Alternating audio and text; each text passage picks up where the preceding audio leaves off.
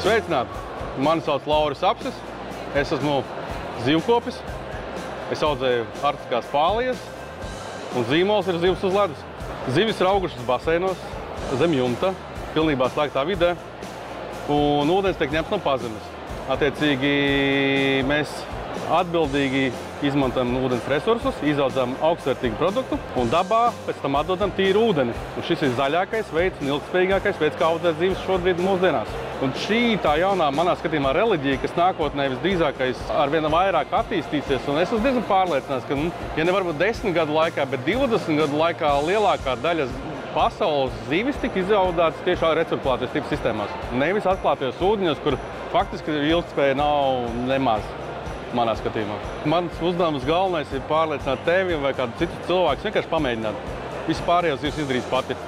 Jo zivī nav izteiktas tādas zivju garšas, tāda tīra, smuka, maiga, delikāta garša, arī struktūra patīkama, jauka.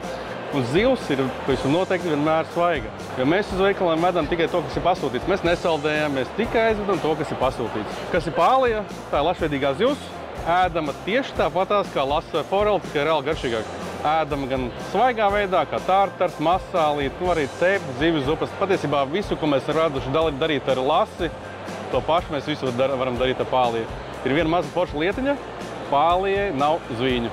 Attiecīgi, ja mēs gatavojam virtuvē, mums nav pēc tam visa virtuve ar zvīņām. Tas mans aicinājums, ja skatāmies no Riga Food skata punkta, aicinu jebkuru tikai pamēģināt arktisko pāliju, ejam uz veikaliem, pagatavojam, kā mēs to mākam, sekojam Facebookā, Instagramā, liekam savas receptes, dalamies un saku, ēdam atbildīgi.